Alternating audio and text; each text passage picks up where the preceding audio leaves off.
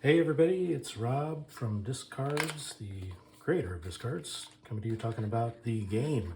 Guys, this footage I'm going to go ahead and edit later, but I just wanted to get this out. I'd already done this, and then I realized everything I'd done was completely terrible. So I'm just redoing it with a new setting and anything to make it better than it was. So this is what you get in the game. I wanted to go for something compact. Let's see here. This is a normal like golf pencil. That's how big things are. Wanted to have a lot in a small package. A couple of stickers don't really have anything to do with the game. These little cards here are useful in the game to show us the route we're on. And then the rules are on these 4 square edge cards here. 8 pages, not too bad. Easy to learn, lifetime to master, I hope. So the cards are unique in that they are double-sided. The backs here are different locations from all over the world. I hope to have about 500 people all over the world send me their disc golf photo and become part of the game. That'd be totally cool. Sorry about my cat. He just can't help talking when I'm talking. It's just his way. So anyway, I've only released 54 in this initial reviewer set. The rest will be hopefully taken up by pledgers. The other sides are the disc sides. This is what we will use to play the game. And these are, there's no more than a double of each. There's 222 possible disc sides in the game, 72 commons, 72 uncommons, and 72 rares, plus 6 item cards. The location sides, there will be 555, and they will be of equal rarity. And all location sides, as we add locations in later editions, will continue to have equal rarity, but there'll just be more of them. So it will be harder to get number 1, but it won't be any harder to get number 1 than number 100,000. So just kind of talking about the ethos, things I was trying to do with the game as we go along. Hope I'm not boring. Probably am, but hey, it's my show. No, I'm just kidding. Anyway, so the way you play the game is this. We shuffle the deck. This first part happens simultaneously for all players. So we're all doing this at the same time. We're all shuffling, and we're all going to lay down 12 cards.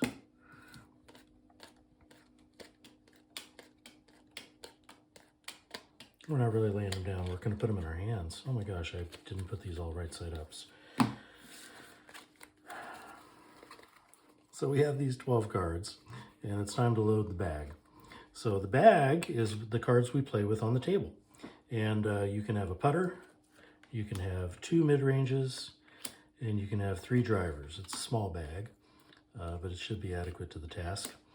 In addition, there is the bonus slot, which I usually put off to the side, but the bonus slot, you can put any disc in there, doesn't matter, but it's always discarded at the beginning of the next turn when you put one there.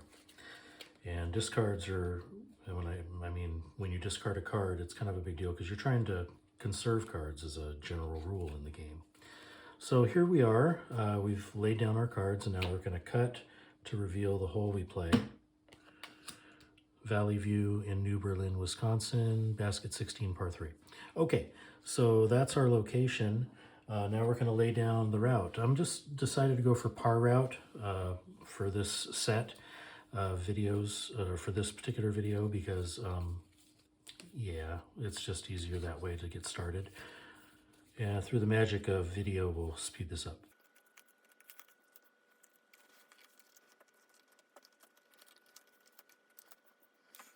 Okay, there's our route. I like to lay it out with these little cards because it's easier to see, it's easier to kind of deal with. So that's the route we're going to take. You can only get the score that your route allows you to get. So that's the par route. We're going for a 3. If we do it right, that's as good as we can get. But it's pretty easy compared to the birdie and ace route, as we'll see in later videos. So you roll the number of dice that matches the score you expect to get. So I expect to get a 3. I'm going to roll 3 dice. Okay, you're trying to match your obstacles in order from left to right. So I want a natural 2. I want to just roll a 2. That's the first obstacle. I can't really do that from what I've done here. So I'm going to go ahead and use Todd's Orange Putter's throw ability, which means I turn it over, and I'm going to re-roll. And that means I get to re-roll however many dice I was rolling. Oddly familiar. So, yeah, I still don't have a 2. I don't really have a great way to get to a natural 2. So I'm going to use another reroll ability. Good golly. I'll use this one. And this is a throw ability as well. So, okay, come on, guys.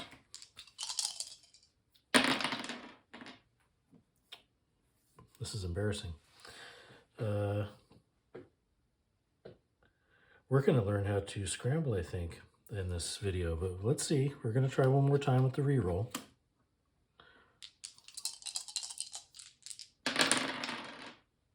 Okay. Yeah, I can't do it. So we're scrambling. So interesting, this video has changed from pars to scrambling.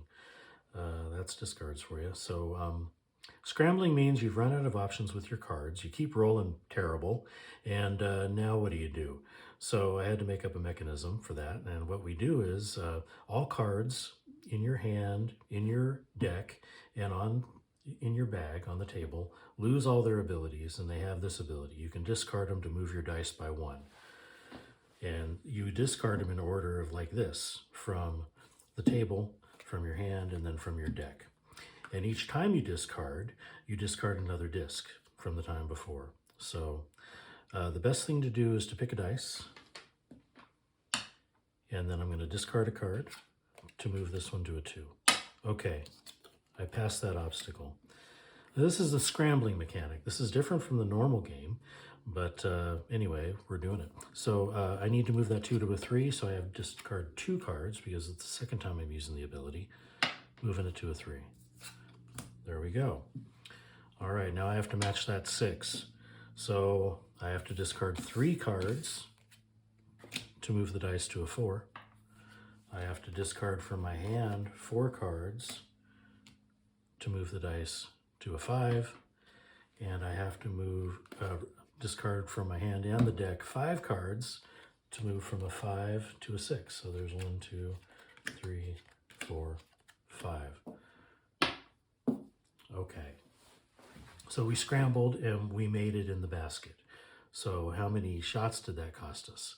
Well, the way you figure out your scrambling score is you take the score you were supposed to get on the hole, which in this case is 3, and you add each one of the unmet obstacles that you didn't make. So we got a 6, guys. We didn't do great. Sorry, I'm lumping you in on there with me, but really it was me, but that's the way it goes. All right, that's scrambling. If you have any questions, see my FAQ. Thanks for being a supporter. Thanks for checking out my game.